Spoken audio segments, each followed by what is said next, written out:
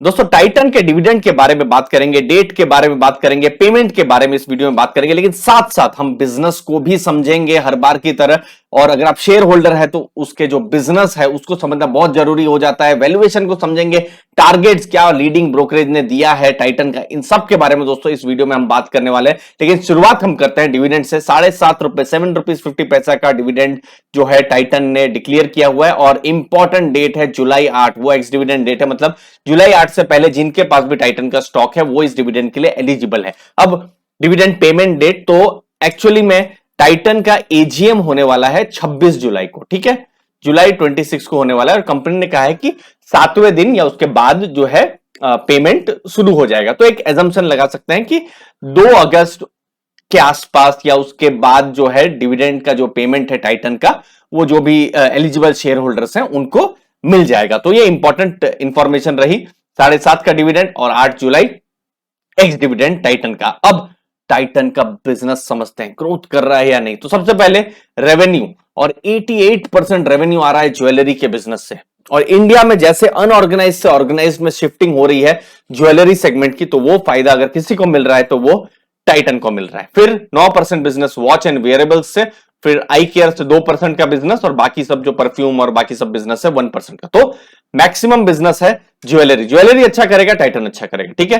तो ओवरऑल अगर एक साल का ग्रोथ देखें तो हमको 35% का ग्रोथ देखने को मिल रहा है। 23,000 करोड़ से ऊपर का रेवेन्यू किया है, और बाकी जैसे वॉच का है 2,300 करोड़ का उन्होंने रेवेन्यू किया है। अब प्रॉफिट कर रही है कि नहीं, तो देखिए 2017-18 जो था, मतलब 2018 मार्च आप ले लीजिए, ठीक है, तो उस समय में आप देखेंगे तो 1163 करोड़ का प्रॉफिट था, जो कि अभी ऑलमोस्ट डबल हो गया है 2180 करोड़ के आसपास में। तो प्रॉफिट डबल हुआ है। अब ये जो नीचे हुआ है ये मतलब एक तरीके से आप मतलब ये अंडरस्टूड है, ठीक है ना, क्योंकि इतना बड़ा कोविड वाली इवेंट आई थी, मतलब सब कुछ लॉकडाउन में था, मतलब सबकी लाइफ में, हमारी आपकी सबकी लाइफ में डिस्ट्रप्शन था, तो ये ठीक है, अंडरस्टूड है। तो भी मैं अगर 2020 के साथ कंपेयर करूं तो भी जो है बिजनेस ने ग्रोथ किया हुआ है। दूसरा, क्योंकि आप खुद देख सकते हैं पैट मार्जिन, पैट ग्रोथ जो है 2021-22 में तो हुआ ही है, और 2020-22 में भी यहां पर पैट ग्रोथ जो है वो देखने को मिल रहा है। बाकी ROC, return on capital employed और रिटर्न ऑन इक्विटी, ये इस पर हम बहुत फोकस करते हैं हमारे चैनल में, क्योंकि फंडामेंटल इन्वेस्टिंग में ये सब बहुत ही इंपॉर्टेंट रेशियोज हो जाते हैं। तो वो 35, मतलब प्री कोविड उसके पास थे, जो अभी आ गए हैं 35 के आसपास। सिमिलरली आरओई 24 के आसपास थे, जो अभी उससे भी ज्यादा हो गए 26 से। 2021 का डेटा को मैं बहुत ज्यादा क्या कहते हैं, मैं फोकस में ले भी नहीं रहा हूं, क्योंकि मुझे पता है कि वो एक बहुत डिस्ट्रप्शन वाला साल था। अब कहां से मार्जिन आ रहा है, कहां से टाइटन कमा रही है पैसा, ठीक है ना। तो ज्वेलरी जैसे हमने देखा, मैक्सिमम रेवेन्यू वहां से आ रहा है। तो आप देख सकते हैं 3040 करोड़ का अर्निंग बिफोर इंटरेस्ट टैक्स जो है वहीं से है। 13% का मार्जिन वहां पर है, और आप देख सकते हैं ये मार्जिन बढ़ रहे हैं, ठीक है। 2018-19-20 का 12% का मार्जिन था, जो अभी थोड़ा सा बढ़ रहा है, और ये मार्जिन उम्मीद है कि ये स्टेबल ही रहेगा, इसके आसपास ही। तो वो एक चीज है, ऐसा नहीं है कि ये 13 से 20-25 हो जाएगा, नो, ये 12-13 उसके रेंज में ही रहेगा, ठीक है। अब वॉच का जो बिजनेस है, ये मार्जिन से इनफैक्ट इनके थोड़े से मतलब क्या कहते हैं कम हुए हैं, क्योंकि 13-14% के थे, जो अभी पोस्ट कोविड अभी 6% के। अब देखते हैं कि कैसा रिकवरी यहां पर हो रही है। आई केयर का पहले एक्चुअली नेगेटिव मार्जिन ही था, जो कि अभी थोड़ा सा पॉजिटिव में आ रहा है, क्योंकि ये बिजनेस भी अभी धीरे धीरे कहते हैं ना वो मैच्योर कर रहा है, बिजनेस अभी ग्रो होना अभी शुरू हो गया है, क्योंकि इसने भी अभी एबिट लाना शुरू कर दिया है। तो ये सब बिजनेसेस हैं, बट ज्वेलरी बिजनेस का मार्जिन बढ़ रहा है। अब सस्ता है या नहीं जो टाइटन का जो स्टॉक है, अब देखिए पी रेशियो के हिसाब से देखेंगे तो जैसे निफ्टी है, निफ्टी का पी रेशियो 20-21 होता है, बट निफ्टी में 50 कंपनियां हैं, ठीक है ना।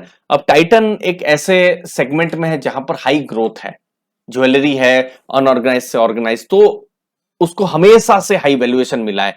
अभी भी आप पी रेशियो देखेंगे 80 के आसपास है, लेकिन पी रेशियो 5 साल का भी एवरेज देखेंगे ना आप, ये वाली लाइन जो है आप देखिए उसके आसपास ही है, 75-80 के आसपास ही है। अब 2020-21 में मार्केट बहुत बढ़ी थी, अब ये पी रेशियो इसलिए इतना बड़ा होगा क्योंकि अर्निंग कम हो गई होगी, ठीक है ना। तो अभी एक्चुअली में ये अपने लॉन्ग टर्म एवरेजेस के पास ही ट्रेड कर रहा है। तो कहीं ना कहीं एज एन इन्वेस्टर, जैसे मैं एक कंजर्वेटिव इन्वेस्टर हूं, बहुत हाई पी स्टॉक में मैं जाता नहीं हूं, बट अगर ये स्टॉक लेट से नीचे जाता है या फिर प्रॉफिट्स बहुत ज्यादा होती है, ये दो सिचुएशन है, तो फिर मुझे बहुत इंटरेस्ट हो सकता है। अभी फिलहाल मैं अपने वॉच लिस्ट में रखूंगा, क्योंकि मुझे लग रहा है कि हाँ ठीक है, 5 साल के पी रेशियो के आसपास हो रहा है।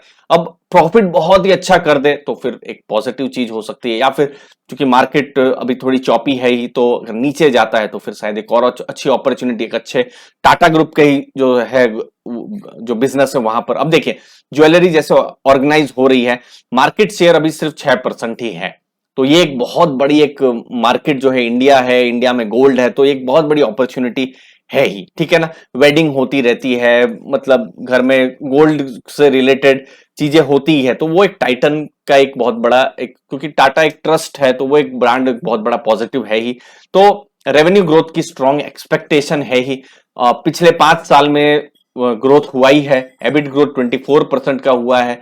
तो ये सब चीजें हैं जो पास्ट में तो ग्रो किया है और फ्यूचर में भी ग्रोथ की विजिबिलिटी, और इसीलिए मार्केट इनको एक प्रीमियम वैल्यूएशन देती है। क्योंकि मार्केट प्रीमियम, मार्केट देखिए मार्केट बेवकूफ नहीं है, मार्केट प्रीमियम वैल्यूएशन दे रही है, निफ्टी का 4 गुना दे रही है, तो कहीं ना कहीं वो एक चीज देख रही है कि लॉन्ग टर्म में जो टाइटन है वो ग्रो करता रहेगा। अब वही है एज एन इन्वेस्टर हमको देखना कि टाइटन वैसा ही ग्रो करता रहे जैसा उन्होंने किया। जैसे 5 साल में एबिट ग्रोथ 24%, तो यही इन्वेस्टर की एक्सपेक्टेशन होगी वैसा ही ग्रो करता रहे। बाकी जो Q4 जो फाइनल रिजल्ट्स के बाद मोतीलाल ओसवाल ब्रोकरेज, जो जहां से मैं ये पर्टिकुलर जो पॉइंट्स में लेकर आया हूं, तो उन्होंने 2900 का टारगेट दिया था। अब ये फंडामेंटल टारगेट उन्होंने दिया है, आएगा नहीं आएगा समय बताएगा। तो इन्होंने तो इनफैक्ट और ज्यादा वैल्यूएशन का मतलब जो पी रेशियो है वो रखा हुआ है। बट अगेन हमको एक आइडिया मिल रहा है कि एक ग्रोइंग कंपनी है और एक एक अर्निंग विजिबिलिटी पर भी ग्रोथ है, लेकिन सस्ते में टाइटन नहीं मिल रही है। तो अपने व्यूज जरूर बताइए कि आप एक ग्रोइंग कंपनी को किसी भी वैल्यूएशन में लेना पसंद करेंगे या थोड़ा सा वैल्यू जोन में या थोड़ा सा सस्ता होने का वेट करेंगे। कमेंट सेक्शन में इंतजार रहेगा। धन्यवाद। अर्ली फाइनेंशियल आजादी में थैंक यू वेरी मच। धन्यवाद दोस्तों।